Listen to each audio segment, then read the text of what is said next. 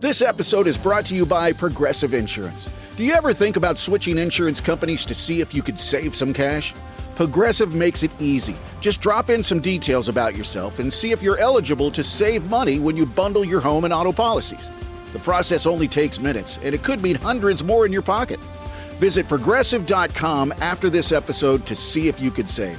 Progressive Casualty Insurance Company and Affiliates. Potential savings will vary. Not available in all states. K-pop Demon Hunters, Haja Boys breakfast meal and Huntrix meal have just dropped at McDonald's. They're calling this a battle for the fans. What do you say to that, Rumi? It's not a battle. So glad the Saja Boys could take breakfast and give our meal the rest of the day. It is an honor to share. No, it's our honor. It is our larger honor. No, really. Stop. You can really feel the respect in this battle. Pick a meal to pick a side. Ba-da-ba-ba-ba. At participating McDonald's while supplies last. Hello. My name is Inigo Montoya. You killed my father. Prepare to die.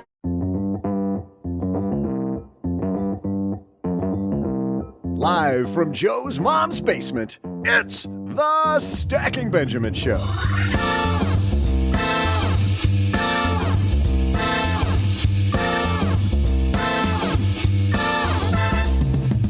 I'm Joe's mom's neighbor, Doug, and are you prioritizing your time or your energy? To help you with both, today we welcome the author of Anti-Time Management, Richie Norton. Wonder how he'll feel about me prioritizing Grand Theft Auto. In our headlines, there's a hot new ETF on the market. Should you buy some? We'll explain how it works. Plus, we'll throw out the Haven Lifeline to someone who's definitely from Australia. And then I'll share some mysterious trivia. And now, two guys who prioritize getting you both more time and more money, Joe and O-G.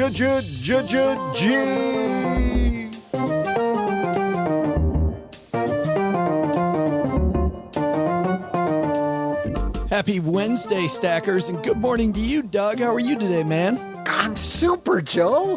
We got Richie Norton here, who is not only a phenomenal time management expert, but he also is a surfer. So right on, dude. Yes, we're gonna ride this wave. Oh, and there it comes, the voice, the magic voice across the card table. Mr. OG's here as well. Good morning, my friend. This morning, I was up way too late, and I didn't get my sleep, but oh boy, I'll do my best. Wait a minute, you just gave him all these props about his voice. Is there any fan mail talking about OG's voice? Like, oh, God, I love that guy's voice. I'm just. Can I be a fan? Can I be a fan? Is it okay if I'm a fan? We all have our strange predilections, so sure. Big fan. Well, we got a great show today. We've got Richie Norton. You know, OG, it is almost the fourth quarter. I was at my strategic coach class yesterday, and she's like, I don't know if you know this. Game where all the kids put their hands up. It's time to end the year on a bang. But where did the beginning of the year go? I mean, I thought, isn't there supposed to be a beginning, a middle, and an end? I feel like we skipped the first two parts. No, it sounded a lot like this. Maybe for the stock market. Who knows?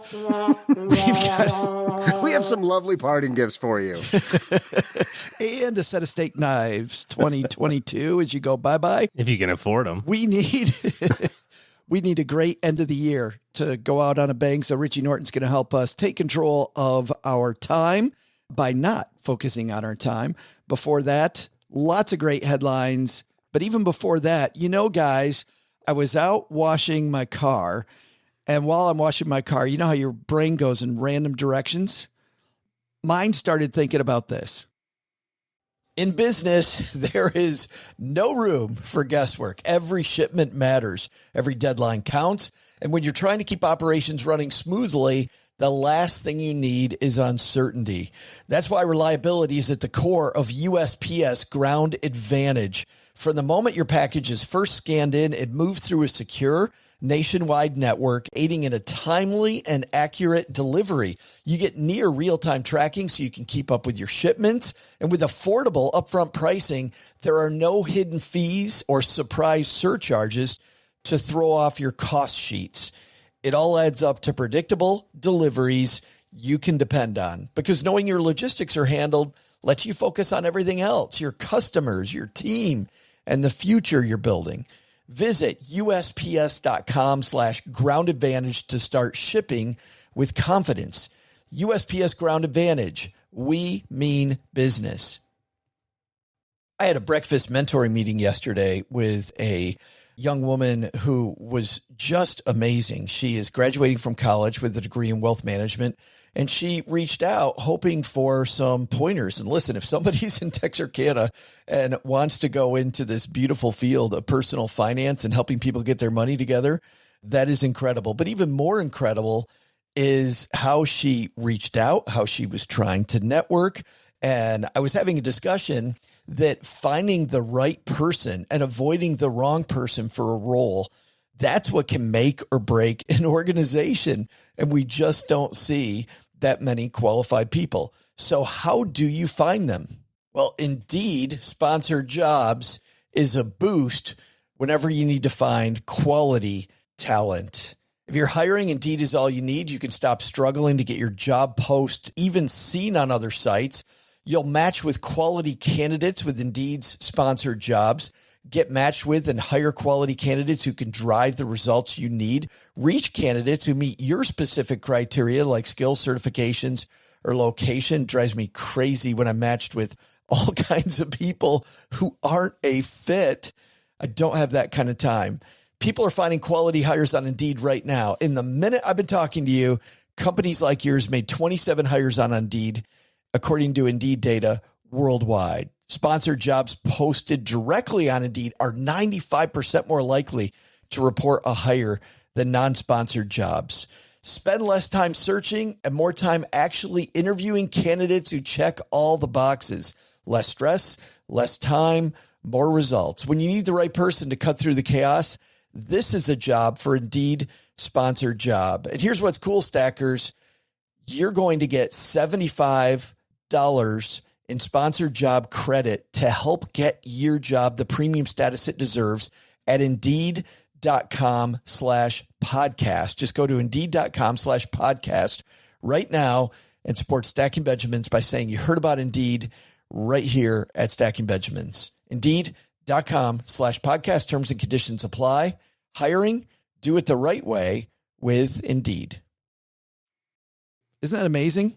Please don't share your mental thoughts with us anymore. Deep private places. It is fabulous. And the fact that you can click those links and help us keep podcasting is just amazing. We got a great show. Richie Norton coming down to the basement. But before that, man, do we have a headline for you. Hello, darlings.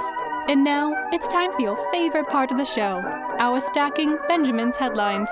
Our headline today comes to us from Investment News. That's an industry rag for financial professionals. I like OG going to this spot because of the fact that when I moved over from financial planning over to the media side, I noticed that the discussions financial planners are having and the discussions that the public are having are often two different things. And so to go to some of these industry publications from time to time for new listeners is a lot of fun. You can see what the other side of the table's thinking about. This piece written by Jeff Benjamin, single stock ETFs take the field, but many yellow flags are falling. I love the Friday Night Lights reference there. Mr. Benjamin writes, welcome to the brave new world of single stock ETFs and all the fallout that comes with it. With the first batch of the latest ETF innovation, I would put ETF innovation, OG, in air quotes, hitting the market in July, the wealth management space, including some regulators, appears to have been caught flat-footed by the reality of funds offering such exposure to the great unwashed masses of investors. We'll get into that here in a second. But first, I think, OG, we should talk about a single stock ETF. If I'm going to go buy my GameStop stock, I want to own my GameStop. Why would I buy a single stock ETF instead of buying the real deal? I can't see any reason that you would. This seems like the world's weirdest solution to a problem that nobody has. Well, here's what happens. These single stock ETFs, OG, actually are all, for the most part, leverage versions where, hey, you know where you could go buy an option and maybe leverage your money that way? Nope. We're going to do it much like the Wisdom Tree ETFs, where we can 2x, 3x up or down the S&P 500, let's say, or the NASDAQ or one of the other indexes. This is now the same thing for individual stocks. Sounds dumb. Nate Gerasi, president of the ETF store, says the people who should be using these ETFs are sophisticated traders, and the vast majority of investors shouldn't even be thinking about touching them. I would argue that even sophisticated investors shouldn't have anything to do with it. I can't imagine that this is economically sound as it relates to a cost structure relative to, like you said, if you want to have leverage in your portfolio, you could do it with your own trading or margin or whatever you want to do. This seems like a pretty sophisticated way for the fine folks at whoever created this, this idea to part you from your money and give it to them. Right around the same time, the Securities and Exchange Commission was approving the first single stock ETFs in mid-July. SEC Commissioner Caroline Crenshaw published a memo warning of the potential harm to investors who might not understand the nuances of ETFs designed for active traders. Here's what she writes about, OG. She writes about, for options on most platforms, you got to get special. Like if you go to a TD Ameritrade or you go to a Schwab, yep, you're going to have to get special approval to do options. Robinhood, whole different game. By the way, Robinhood, I think Robinhood, you're in. Hey, let's trade options. Let's lose a bunch of money. But if I'm at a broker like a Schwab, I've got to fill out some things that prove that I might know what I'm talking about. The bad news is now it's an ETF. What she's worried about is some investors going to stumble into this thing and go, oh, look, I can buy GameStop as an ETF. I heard ETFs are safer, right? Somebody that just knows nothing about nothing, just enough to be dangerous. Right. Hey, this is GameStop. Oh, I'm going to go buy my GameStop as an ETF because I heard that's safer than buying an individual stock. Yeah. I mean, I can't imagine that this is going to last a very long time, as it relates to a product line or even, individual product or product line. Leveraged ETFs, leveraged mutual funds are really designed for single day exposure. And what most people don't understand when they're thinking about, because arguably you could say, well, take the single stocks side of it out of there. You could say, well, if the market goes up 70% of the time, why would I not want 150% of 70% of the time? Why would I not want 2 times that? There's a chance, this year I lost my money and it sucks. But most of the time it goes up. So most of the time I should be profitable, right? Doesn't that kind of check with the math? And the problem is that these leverage ETFs reset on a daily basis. So you don't carry over your gains from previous days or your losses in some cases. So it's like literally a day-to-day decision. And because the way how that works, you can't hold it for more than a day. Well, you can, but you're not going to get the benefit of, you can't invest on it on January 1st, on December 31st and go, the S&P is up 10. Therefore, my leveraged S&P fund must be up 15 because it's going to take all those individual days. If there's a day in there that's really bad, we just had one a week ago, that will wipe out, days and days and days and weeks and maybe even months of potential gains because of one day, because you get 1.5 times or 2 times or 3 times or whatever your number is. So those products are really designed to be traded in the morning and sold before the close. And this is the same thing for these. Again, I can't see any reason why you'd want to do it. It's pure speculation. Let me give you some examples. Go to the casino. Wouldn't that be more fun? Like, isn't playing roulette or craps or blackjack like an exponentially more fun way to spend $1,500 or like whatever you're about to put in this ETF? It would totally be more fun. Let me give you some examples from this piece. The AXS 1.5 times PYPL Bear Daily that invest in PayPal gives you inverse exposure to PayPal holdings, where AXS 1.5x PayPal Bull Daily offers leverage exposure to PayPal. Granite Shares has a 1x short Tesla Daily, TSLA, which gives you short exposure to Tesla. And of course, they once again have 1.25x 5X long Tesla daily. Also the Apple Bear, Apple Bull. So that's the type of thing that we're looking at here. Here's the thing, so OGD. you're literally trading day to day. You're going, I think that Apple's going to go down today. Therefore, I'm going to buy this ETF. I will profit if Apple goes down. I think Apple's going to go up today. Therefore, I buy this and I get 1.5x of whatever Apple does. But if you're wrong, it goes the other way, right? So if you think it's going to go up 1% because earnings are coming out and it goes down 2%, well, you really went down 3% because you get the wrong thing at the wrong time. It's just, this is We've crazy. got regulators, to your point, OG, saying that these may not be that long. Regulators swooping in all over the place, many state regulators. They mentioned Massachusetts here in the piece, but also talk about other states that are starting to warn people and also to try to get these removed so that people can't even buy them. But here's my question. Do we need the regulator to take care of that? I mean, truly, on one hand, I can see that, and this may get to the bigger question that, that we've had about people getting into different types of investment now that we've had the rules around crowdfunding, right? That have kind of changed the game where now we can buy pieces of things that we weren't able to buy pieces of before. So regulators kind of moving away, letting small investors do whatever they will do with their money, right? Do whatever they want. In this case, well, there's some personal responsibility, 100%. I agree with that. But like you said, Joe, there are a whole bunch of people, in fact, probably the vast majority of people who don't have a lot of financial prowess or financial education, and they hear the buzzwords, right? You hear, like you said, the ETF, or you hear passive or something like that, and you go, oh, that's what I should do. And my buddy said Tesla's good. I heard that, so I'll just do this Tesla thing. And it turns out to be, obviously a really wrong fit. There's no use for this type of product in the marketplace. This is the marketing department going, what do you think we can charge for this? And somebody drawing it up and going, I think we can get $100 million in this thing's pretty quick before they wise up to it. These things are also creating chaos in the stock market, OG. A piece from Yahoo Finance written by Sam Potter says leveraged ETFs added to stock chaos of $15.5 billion in selling.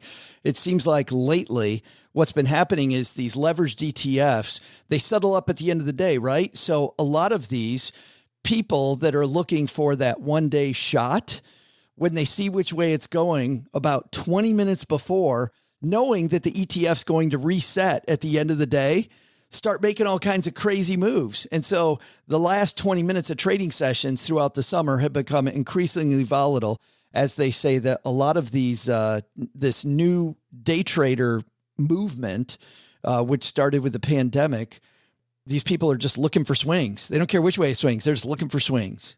But that's such an insignificant amount of traders that they don't need to have a special product for it. Agreed. But we saw, those traders moving GameStop and Bed Bath & Beyond earlier. Yeah. But they weren't the small traders moving Bed Bath & Beyond and GameStop. It was the big ones lumping on. I think so. Yeah. Yeah, every time you guys say regulate, I've just been laughing the whole time you've been talking about this, because you keep talking about regulators, and all I can think of is Warren G and regulators. And then what makes me laugh is I'm just thinking of Bert from Sesame Street. Have you guys seen the YouTube where on the YouTube machine where somebody overdubbed regulators with Sesame Street characters? No, but I'm just going to go out on a limb, Doug, and say that I think that SEC commissioners probably look more like Bert than Warren G. Oh, Just gonna go out on a limb. Sadly, by the way, sadly. Oh, it is so worth everybody's time to go look that up. Sesame Street, Warren G, regulators. Oh God, it's great. You can't be any geek off the street. You got to be handy with the steel. You know what I mean? You're a regulator. We will. You know what we'll do? We'll put that in the 201, our newsletter, which everybody should be getting. Our newsletter has a higher open rate than any of the personal finance newsletters that I follow. And I'm super. Is that like an official stat? Yes. Of we have a higher open rate. Actually, it was funny. I was at FinCon and I was talking to some people and they're like, yeah, nobody opens my email. Nobody opens ours. And I'm like, 47% of people opened our last one. And we send one out and they're like, well, how often? You probably only send one a quarter. I'm like, we send 2 a week. Really? You email people that much and they open it? Yes, because it's really freaking good. Brooke Miller does a great job, by the way. I'd love for one of us three dorks to take. Subscribers are me and Doug, and we rotate. Who opens? Dude, it's your turn. That's exactly. God, is it Wednesday already? I just opened it. It's your turn to open. StackyBenjamins.com/201, and you'll get to see Warren G. We'll get dinged by YouTube if we play it here, so I think we'll have to let it go this time. Hey, coming up next is Richie Norton. Richie is one of my favorite people to talk to, and this guy has just a huge following. Speaking of book tour, Richie Norton had one of those book tours. You know, we were averaging 35-ish people in the room per night, and Richie went on a book tour and was averaging several hundred people in the room wherever he went. So feeling a little jealous of Mr. Norton. But who is he? He's an award-winning author, serial entrepreneur. He has created several different companies, and what he found was that time management was really, really important to him, and he found out in the worst way possible, which I'm definitely going to ask him about. And if you're lucky enough that you haven't had something bad happen to you where you had to wake up, well, hopefully today Richie and I can help you use his experience so that you don't get the wake up call in just the worst way, but time to manage your time differently, I think. But Doug, before we get to Richie, I think you got some trivia for us. I do, Joe. Hey there, Stackers. I'm Joe's mom's neighbor, Doug, and today in 1937, The Hobbit was released. It's hard to believe J.R.R. Tolkien invented Bilbo Baggins without the internet or, like hallucinogenics. Mordor could have been the result of a few bad mushrooms. That's all I'm saying. Speaking of ancient lands, there was an archaeological treasure you're not going to believe was privately owned as recently as 1915. It was purchased at auction. Was it Stonehenge, the Sphinx, or the heads of Easter Island? I'll be back right after I go shine my ring.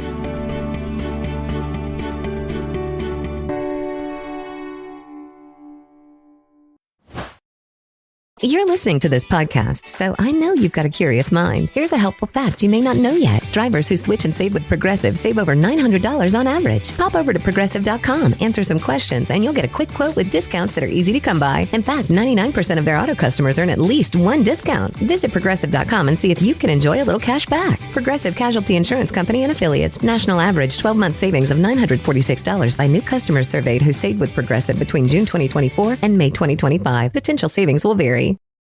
When you become a member of Navy Federal Credit Union, life gets better.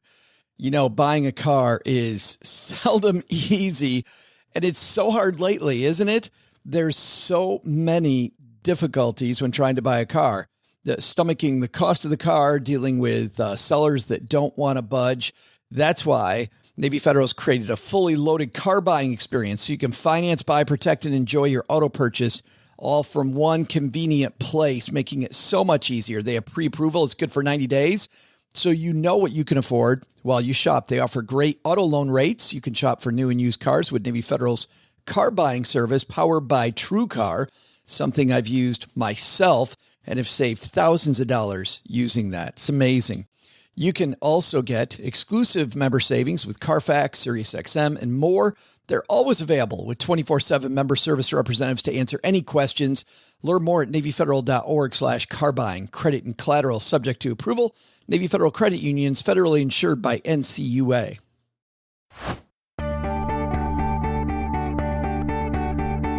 Hey there, Stackers. I'm Hobbit Smell-alike and Indiana Jones of this basement, Joe's mom's neighbor, Doug. In September of 1915, this landmark went up for auction and was purchased by Sir Cecil Herbert Edward Chubb, a name about which I assure you I have no joke to make. It was assigned the name Lot 15 and sold for £6,600. So, which archaeological treasure was privately owned as recently as 1915? Stonehenge. And now, to help you focus your energy, whether you want to get ahead in your career or reclaiming the ancient home of 12 dwarves, let's say hello to Richie Norton. Richie Norton joins me. How are you, man? I'm so good. This is going to be so much fun. It is going to be fun. The second that you said you could do this, I was like, oh, we're going to have a blast. I told our showrunner, Brooke, I'm like, this is going to be great. So nice of you. Well, I'm all about reclaiming my time. And I think this idea of trading hours for time is kind of outdated. But for you, I got to think anybody that's working on a project like this, Richie, this isn't like, hey, let's do a book about anti-time management. Like there's got to be a reason. I'm thinking that you must have tried it some of the traditional ways and it just didn't work. Well, that's for sure. I'll take you way back when I was 16 years old, I told my dad that I wanted a job in the summer. And my dad, he's an entrepreneur. He's like, you don't want a job. I'm like, what? Like, worst dad ever. Why would you? What dad tells their kid not to get a job? I was like, it's like not what you. Be lazier. Yeah, it's not what you do. And I'm like, yeah, but I want to make money. I want to spend my own money. I want to do my own thing. And I'm from San Diego. He says, go to El Centro and ask the watermelon farmers if you can buy their irregular size watermelons from them. What? At a discount. Because he knew somehow they can't sell them to the grocery stores. And so they just have them. And so I'm like, okay. So me and my brother, who was 14, we got in like the family van, took out the car seats. My dad gave us some seed money. And we filled up the van with these watermelons. We sold them on the 4th of July, set up a little table at the park. Basically, just called all of our friends' parents and said, will you buy these watermelons? They look weird, but they're really big and they're delicious. Anyways, I made more money in one day than I would have made the entire summer working minimum wage. Wow. And it changed the way I thought. He didn't have to teach me anything. He has told me it was a way I didn't know existed. So it changed the way of everything. And, over time, I don't know, I'm not always thinking about this watermelon story, but I'm like looking back, like, where did I get these ideas? But, when I first got married, I'm like looking around at successful people and I'm asking them about how do you balance your time? And at the end of the day, they were saying you don't. Even very wealthy people, millionaires, some billionaires I happen to meet, you can't. And I realized that they would sacrifice their family while telling themselves they were doing it for their family. I was like, I'm not going to do that. That sounds like a road to tragedy. And over my short time, just trying to put some ideas into place, my brother-in-law passed away at the age of 21 in his sleep. And it shook us. And I was like, oh my gosh. Like, in addition to all the sadness, I was like, you know what? You don't necessarily live till you're 65. And you don't necessarily get to spend all your time working to one day live that dream. A few years later, my son passed away. He caught pertussis, my 4th son. When he passed, my wife and I are just like, this is too much. Her brother passes away. My son passes away. I was like, what are we working for anyways? And then some other things happened. We had some foster kids come into our lives. We were going to adopt them. We had them for 2 years. They went back to Biomom, which is wonderful for her, but also there was a reason, so it was a very scary situation. And the pain of losing those children was so much. In fact, at one point, we don't know if this is directly related, but my wife had a stroke and she lost her memory. And fortunately, it came back. But now I'm like, people I love are dying. People I love are leaving. My wife's losing her memory. And later, my son gets hit by a car one of my other sons crossing the street. And I was like, he's okay. But when all this stuff happens, anyone who's experienced any kind of tragedy, no matter how small the pain, they realize real quick, I'm not working for the sake of working. I'm working for something else. So to kind of sum it up, I wrote this other book called The Power of Starting Something Stupid. And it was about embracing these ideas and letting them do their thing. And what I realized is people would start these stupid ideas and they'd be successful only to realize it wasn't what they actually wanted. They wanted what they thought would come from the success of doing that thing. So anti-time management, to answer your question, addresses that issue. How do you bake in freedom from the start? If you bake a cake without sugar, it's not going to suddenly be sweet. You have to do the work with the values from the start. It's funny. It reminds me of your whole book reminds me, by the way, Richie, of Stephen Covey. and 7 Habits of Highly Effective People. And, begin with the end in mind, right? I mean, we build these traps for ourselves. You talk a little bit about, you got this little section in the book about these, billionaires that have, that are just trapped. They have no time, no energy, because they're constantly feeding the beast that they built for themselves, this trap they built. It's true. And Stephen Covey is a mentor of mine, by the way, before he passed.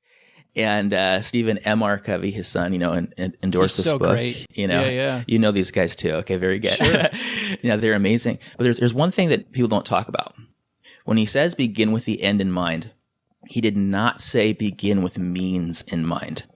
And if you look at anyone setting goals, focusing on their strengths, and even, heaven forbid, blasphemy, focusing on their habits, you'll realize that these are means, not ends. They've made them ends unto themselves. I'm saying look beyond goals, look beyond habits, look beyond strengths, because those are tools that can be interchanged. Go to where you really want to be and start from there.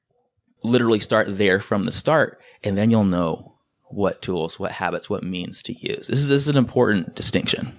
Oh, absolutely. Well, I feel like you nail your thesis with the quotes throughout the book that begin each chapter, but the quote that begins the entire book, I want to read this for everybody, and I'd like you to expand it for me. This is, I believe it's E. Cummings.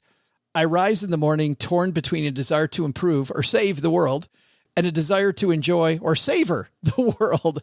This makes it hard to plan the day. I'm like, yes, I want to have fun and I want to get ahead.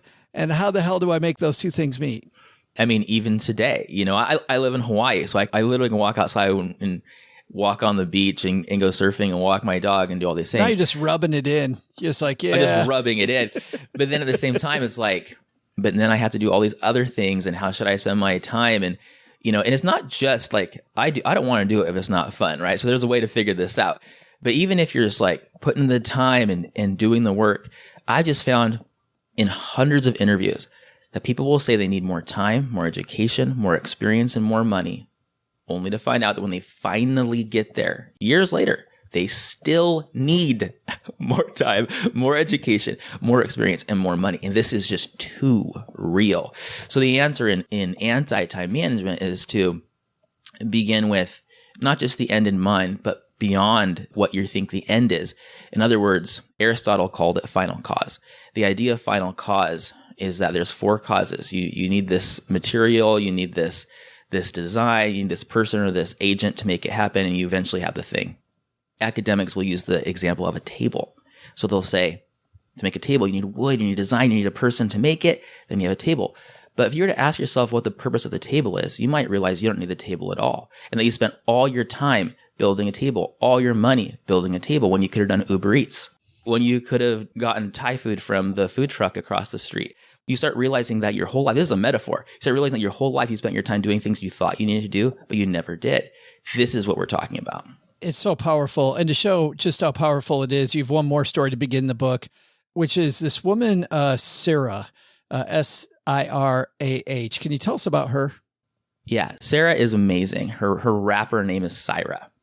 I met her when I was giving a TEDx talk in Moldova. I was also there with US Aid speaking to entrepreneurs or would-be entrepreneurs. She shows up to speak at TEDx, and I'm just like, what's your story? She's a Grammy Award-winning rapper. And I'm like, how'd you do this? She explains that, I'm not going to give it justice because it's so impactful. She had a rough childhood. Her dad was constantly on drugs. She was selling her toys to get money so that her dad could buy more drugs. Her dad passes away of what I believe is an overdose. She ends up homeless at some point. She's has these horrible experiences, raped, just all the things you would never want to have happen. Then she has this voice in her head that tells her she needs to go become a rapper. And she goes to one of those places where you stand on stage and you rap. And if you're good, they go, yeah. And if you're not, they boo you off the stage. She got booed off the stage. I think she did every Thursday. She got booed. And for most of us, by the way, not to cut you off, Richie, right there, but I just want people, as they're hearing this, to hear kind of what I was thinking. This is where most of us quit, right? This is where most of us go, yeah, I'm done. I'm out. And also what's really interesting is where most of us go to is, okay, let's just think of, we're all in different situations. But for many people, the path to become an artist or to become a professional is to go to school. I'm not saying school is not good. I'm saying she didn't have the opportunity to go do these recitals, to have a chart that said you're going to do this and then that and then this, and then you're going to get a gold star. She had to become it before she became it. She made those Thursdays her school, really. There you go. And people started coming out of the woodwork to help her. So someone said, hey, what are you doing? This is like silly. And she's like, well, what do you mean? And we'll teach you how to rap. And they taught her. Over time, she eventually figured it out. She started meeting people, started getting on different stages, started doing different gigs, and she eventually won a Grammy Award. So the idea was, it's not I will, it's I am. And that's a real thing. Because what I sometimes do is I think of the juxtaposition of a boss in a corner office with the room dark, with dark glasses on, playing solitaire every day for 20 years, waiting to be promoted, because that is the other option. Oh, yeah. Sitting in my office waiting for a 3% cost of living raise, or 3% cost of living raise.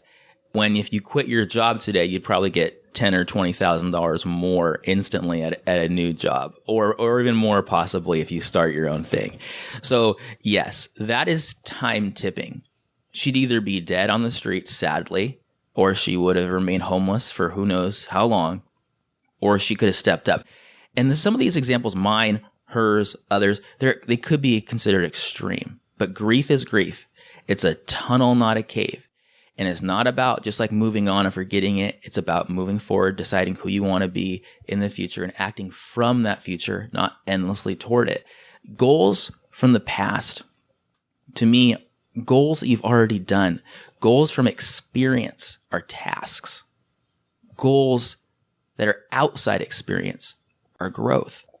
And that's where people are scared to play. But that's where you need to play if you want to tip time. Where do we begin, though? Somebody sitting here listening to you and I right now, job one for them right now would be to do what?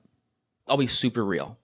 If you need money, focus on obviously making money. But this will become something that never ends. Even millionaires who could have all the time in the world have decidedly made themselves strapped to a swivel chair forever. So you got to prioritize based on your needs. If you are in a situation, and everyone is, it's a choice. It's something you can think of. It's something you can think beyond. You can figure out how to get stuff done and have a dream. This is all real stuff. Ask yourself who you want to be in 2 years. Once you decide who you want to be, you'll know what to do. Because when you decide who you want to be in 2 years, you can actually find ways to become that person in 6 months and right now. The reason I say 2 years is because if you say 10 years, it's a really far distance.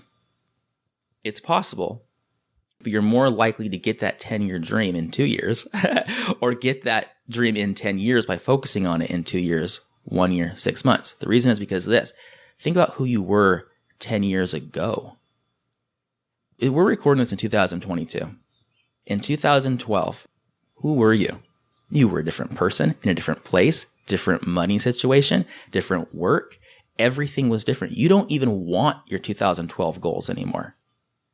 That is what we're talking about. So to start, you break down to 4 parts.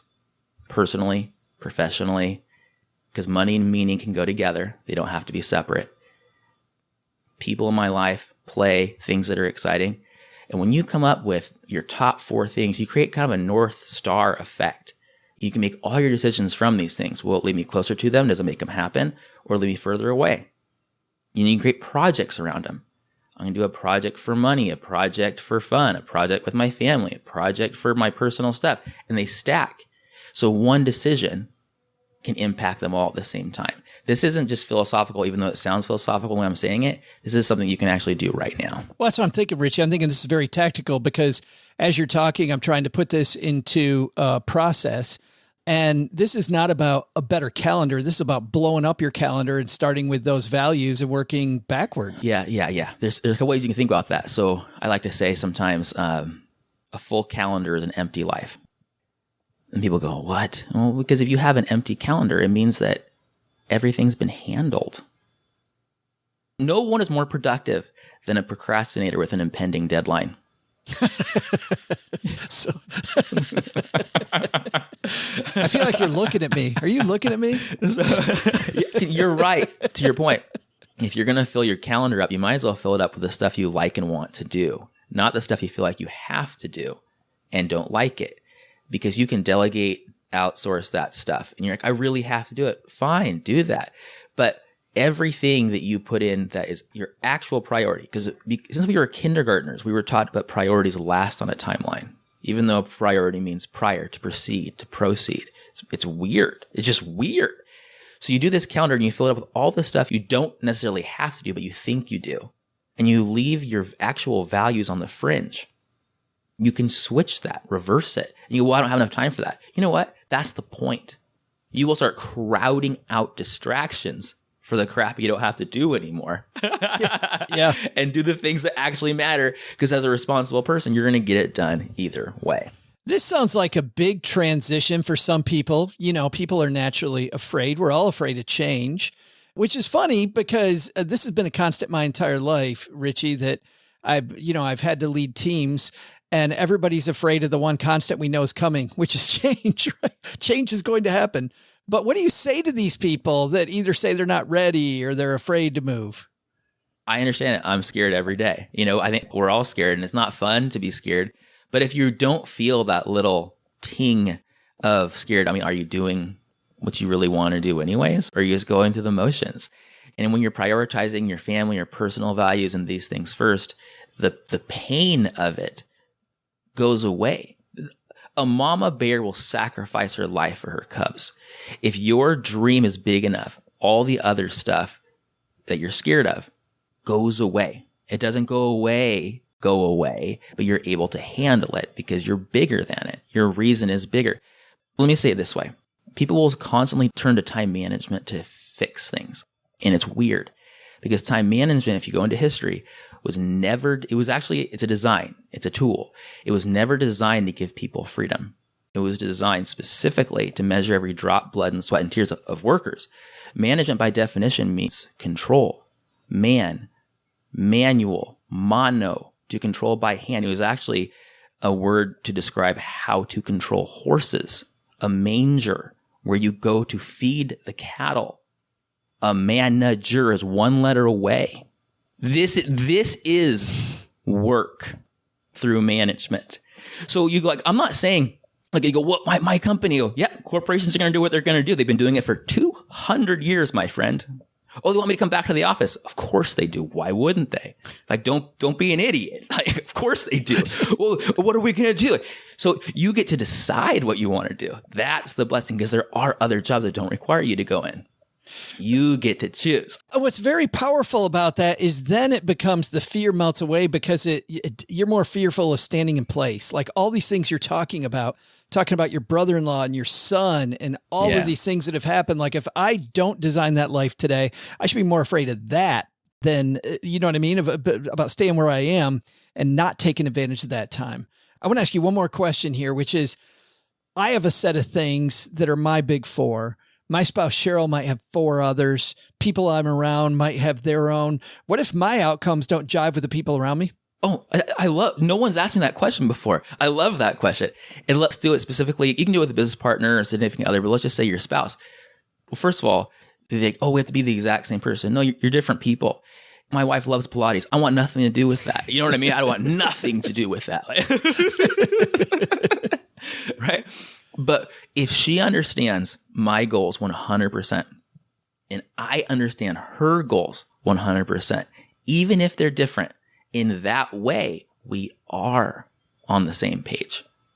And there will be some crossover, of course, but in that way, we are on the same page. I mean, imagine if you had someone in your life supporting you 100% and you also supported them 100% and you weren't talking about compromise. You're talking about thinking differently. How can we do it all? You can't do it all. Well, what if we did X, Y, Z to make this bad thing not happen by next Tuesday? Well, let's start there. Like, it's a different level of thinking, and it requires that to do something different.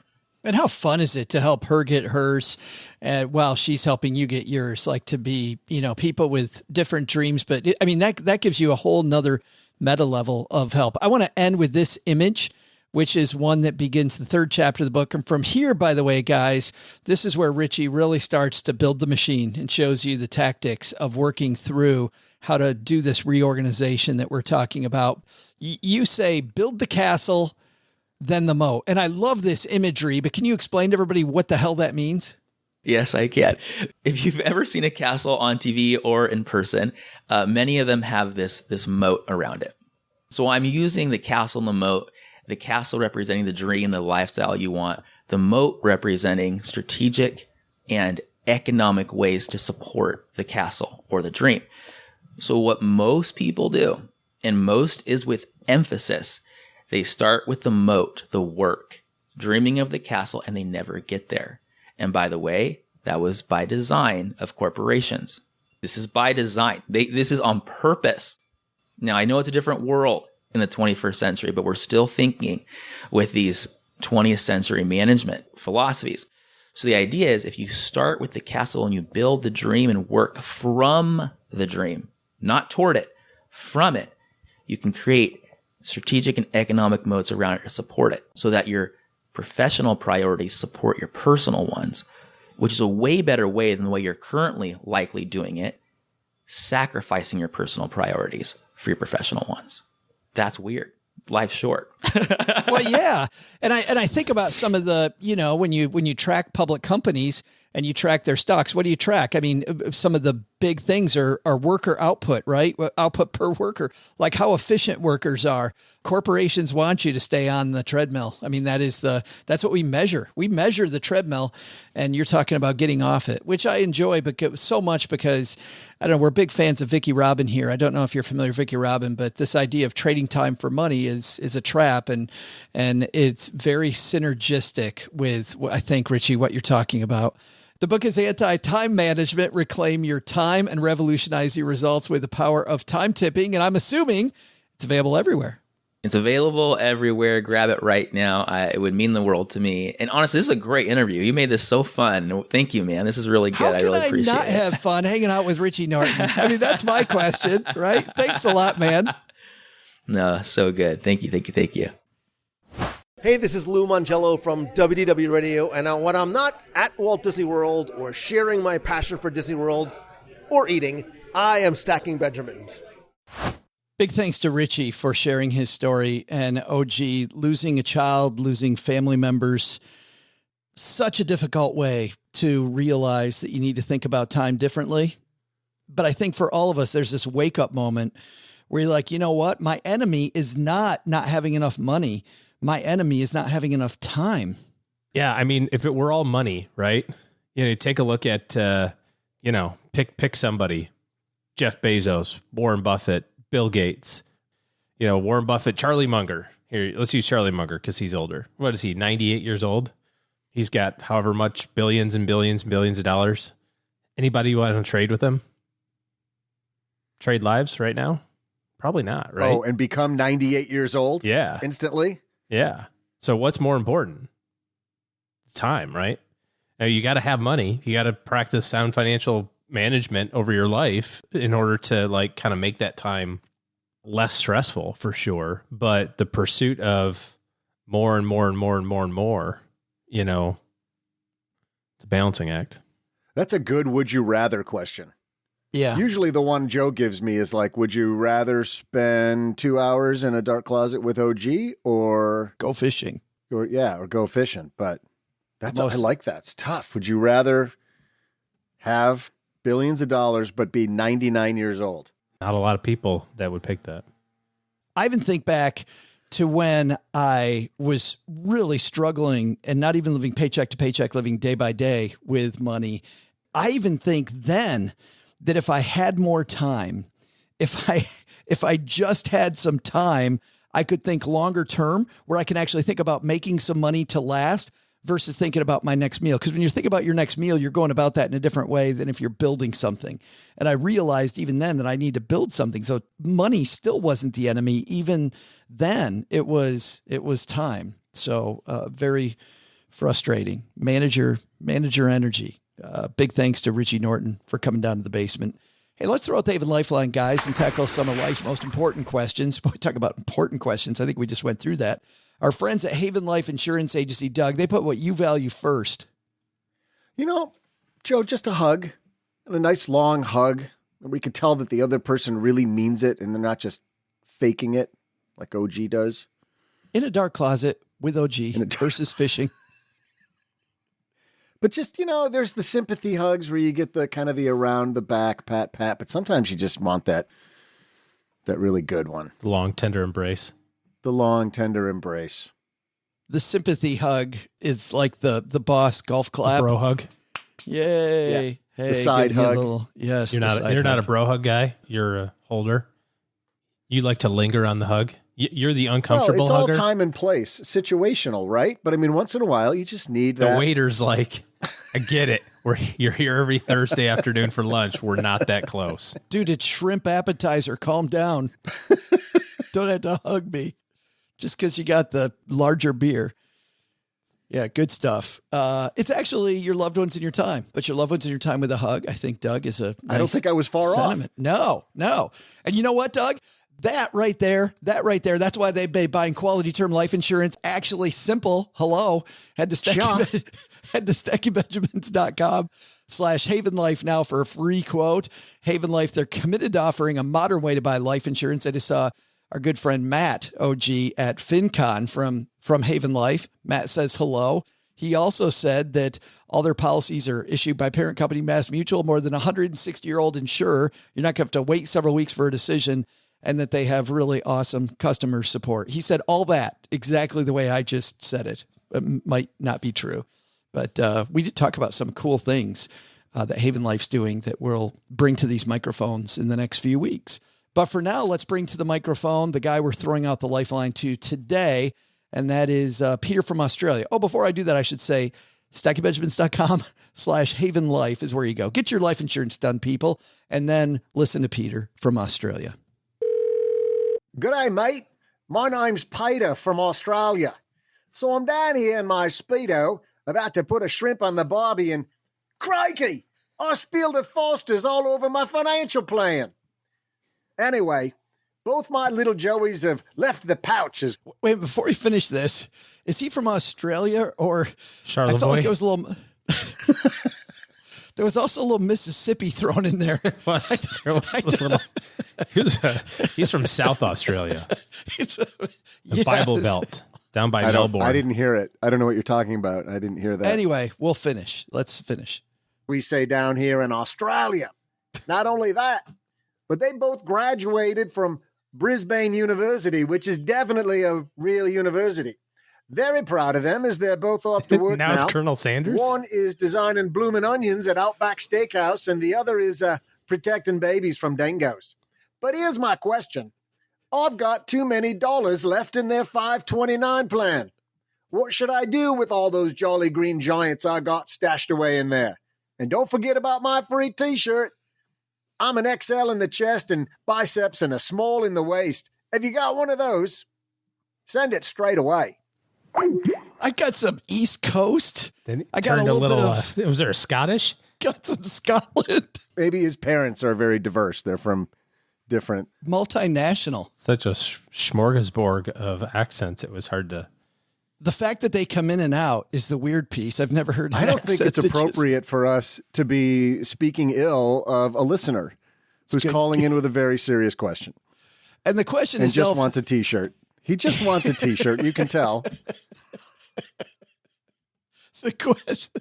I just figured out the game. Is this one good enough for a t-shirt? I don't know. But what I do know is, this is a very good question. It's definitely good enough for a t-shirt. Send the damn t-shirt. This is a very good question, which is, you got money left in the 529 plans. The kids, hypothetically, the Fintern, we'll call them, and maybe the former intern, Tucker the intern, have left the nest for Peter in Australia. And there might be some money left in a specific example to choose. Might be some money left in the 529 plan. What do you do? Well, there's a couple of things that you can do. Firstly, if you have an expenses that you didn't expense, so to speak, to your 529, you can kind of use that, but it's only going to be, only if you haven't used it. If you take the money out, you're going to pay taxes on the amount that you grew it by, so whatever the profit is, plus a penalty for not using it for school, which could be okay. If you invested a long time ago, it could be, just a capital gains tax plus 10%, and, off you go. It's your money. You could leave it and use it for some other purpose, grad school, law school, medical school for those kids, or change it to your name and go to cooking school or Spanish school or whatever you want to do. I think probably the best thing, if you have the flexibility financially, is let it sit there. I don't mean let it sit there in cash, get it back invested, because if you've followed what we talk about from a 529 standpoint, it's probably pretty conservative by the time your kid gets done with school, right? So as you get closer and closer to using the money, it gets more and more conservative, and then you don't need the cash, so it's probably sitting there very conservative. We'll get it back invested, and now let's think about it as that kid's education, family kind of trust account, if you will, because you can change the beneficiary to another person down the line. And if you have a child that is just done with school, maybe they don't have any kids yet, maybe they're not even thinking about having any kids. I mean, it could be 20, 30 years of that money sitting there growing before, the next generation needs it. So that's super exciting. If you have the financial flexibility, I would say leave it. Yeah, that could be super exciting for a family. We talk about, building generational wealth, giving the next generation a head start on their education. OG, pretty cool gift. Yeah, there are some people that think that the way school is structured is going to be a lot different in the future. I kind of agree with that, like in terms of costs and that sort of thing. We've seen a lot of, I don't know, for lack of a better term, revolution on that. So I think it will be different, but still it's if you don't need the money, it's still tax deferred until you decide to use it in the future. So there's no harm in letting it sit there. You can, it's hard to get back in. It's easy to take. Is there a specific age that you have to change up beneficiaries by or change the ownership by? No, you're going to want to work with your tax person and your estate planning attorney if you wanted to change the ownership, because that's kind of more complicated, because that kind of sounds a lot more like a gift type of thing. But technically, if you think about it, the money is already a gift and it technically is owned by the person. It's a unique type of account in that if you did the same thing with an UTMA account, right? So you said, I'm going to put $5,000 a year into my kid's UTMA, which existed prior to 529s. At 18, the money becomes the kid's, right? And you just hope that they use it for college. In a 529, the money always stays yours, but it's not yours. it's theirs, but you're the owner, but you can't use it, but you can direct it, but you really can't. It's like it's a smorgasbord of tax law. So if you did want to change the ownership, make sure you get with your attorney and tax person before you do that, because there'll be some ramification perhaps, but you can change the beneficiary once a year. Anybody you want. Well, not anybody. It's got to be within an extended family tree, but basically anybody. Doug, just a random question for you. Are there any other questions you think Peter maybe should have asked that he didn't ask? I don't have any insight into Peter's really smart brain, but no, I think OG covered it. There's no time expiration. Like it could sit there for 50 years. So far, there's no time expiration. Could sit there for 50 years. Until I would imagine this is something that's highly subject to, laws that get passed. Yeah. I mean, like everything, generally. I wouldn't bank on the future, the law being changed if you're already in there. I mean, there's only been a couple times in history where you weren't, quote, grandfathered in with money that was already there. It's such a new product, relative to the expanse of time. I mean, look at 401ks are still barely 50 years old at this point. Next question I have, OG, which is a tough one, is how long does it take us to get a T-shirt to Australia, especially when we don't know the address? Peter didn't leave his address. Yeah, or email probably. It's virtually impossible. So we got to work on this. Can we get Gertrude on this? Somebody, we got to track down her, Ida. Waste her valuable time. Peter. Yes. Yeah. I think he's just happy enough that we answered it. We should probably just let that one go. Thanks for the question, Peter. What do I have to do to get a T-shirt? Wherever you are, Peter. Thank you. Doug's random blow up. We apologize for that, Peter.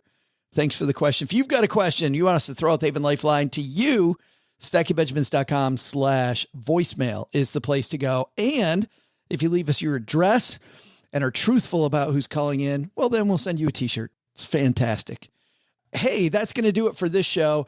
We've got a bunch of fun stuff happening here in the basement coming up, beginning again this week on Wednesdays. Today, this afternoon, we are going to have an Instagram Live. I often head to Instagram, sometimes talking about fintech, sometimes talking to guest of the show.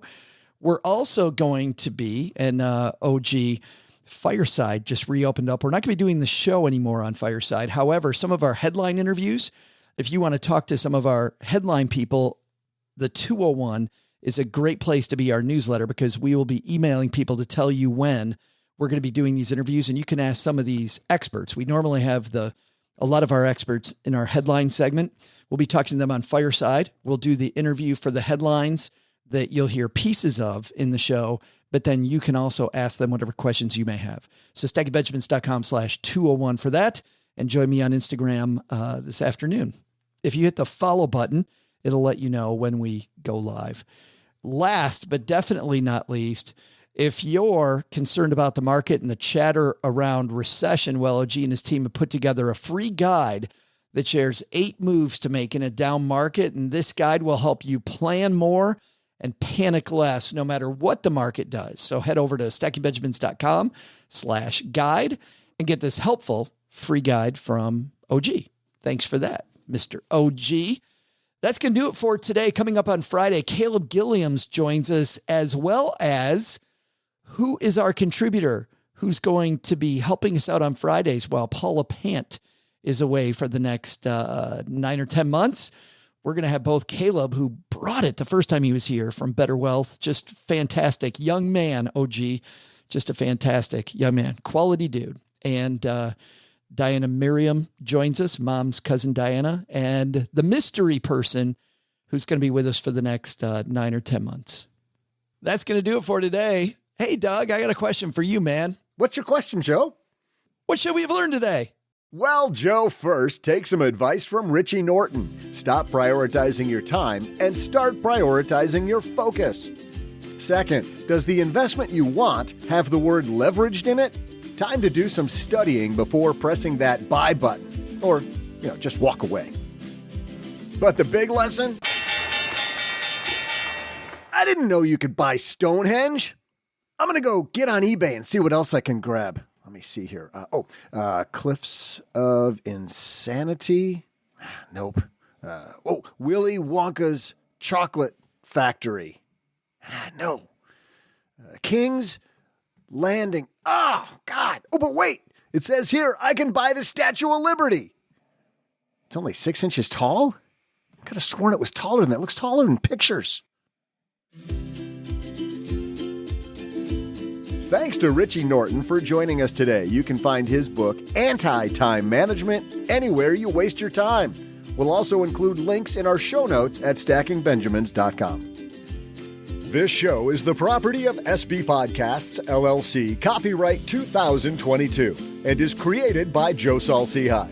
Our producer is Karen Repine. The show is written by the brilliant Paulette Perhatch, with help from Joe, me, and Doc G from the Earn and Invest podcast. After you listen to our show, check out the 201 Deep Dives written by our website manager and blog editor, Brooke Miller. You'll find the 411 on all things money at the 201. Just go to stackingbenjamins.com/201. Once we bottle up all this goodness, we ship it to our engineer, the amazing Steve Stewart. Steve helps the rest of our team sound nearly as good as I do right now. Want to chat with friends about the show later? Mom's friend Gertrude is our social media coordinator and the room mother in our Facebook group called The Basement. So, say hello when you see us posting online. Here's a weird fact. Both she and Tina Eichenberg are never in the same room at the same time. To join all the basement fun with other stackers, type stackingbenjamins.com/basement. I'm Joe's mom's neighbor, Doug, and we'll see you next time back here at the Stacking Benjamin Show. Not only should you not take advice from these dorks, don't take advice from people you don't know. This show is for entertainment purposes only. Before making any financial decisions, speak with a real financial advisor.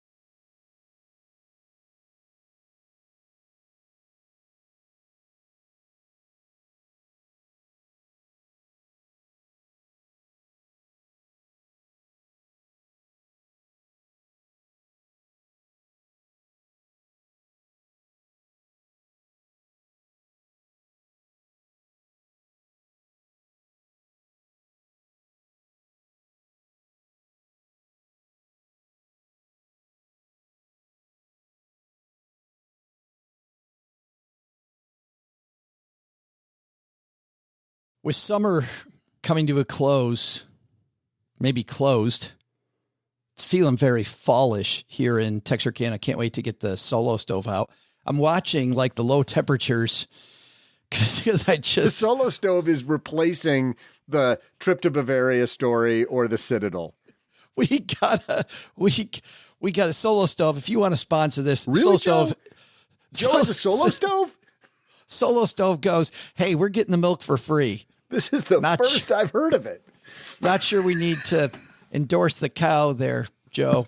But I do love my Solo Stove, and that is not a paid endorsement. But I will say this, it's also the time when theme parks are, life is changing. The day after FinCon, as a guy who plays an extrovert and truly needs time alone, one of my favorite places to go to be alone is in a huge crowd of people at Disney.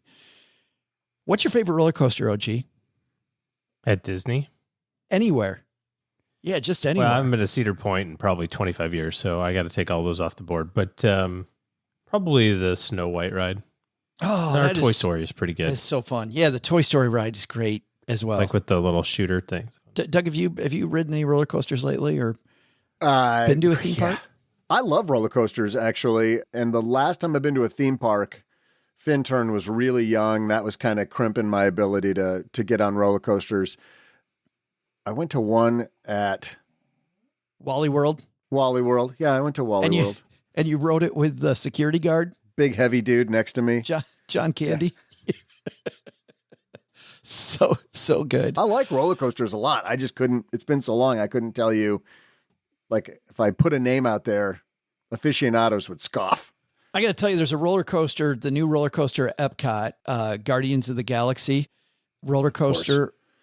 I have never ridden a ride that is a roller coaster like this. I've never ridden one this good. I've heard the Velociraptor over at Universal's fantastic, but this roller coaster, they have those roller coasters where, and these are at like carnivals where they take the bucket the riders are in and they set it loose. So when it goes around a corner, the bucket kind of starts spinning.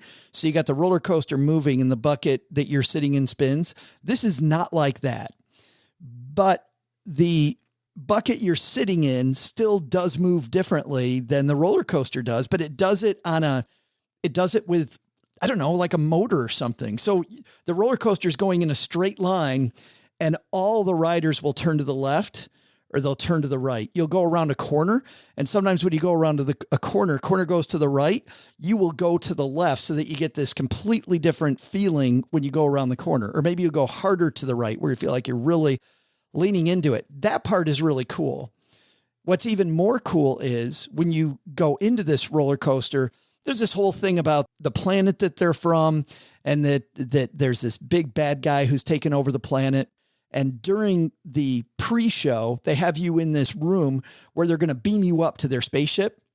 And you're standing in this room and then these lights come on above you and you see, there's all these noises and all this stuff like you're about to be beamed up. And then the lights go out and they go, it was successful. And the lights turn back on and you are in a completely different room.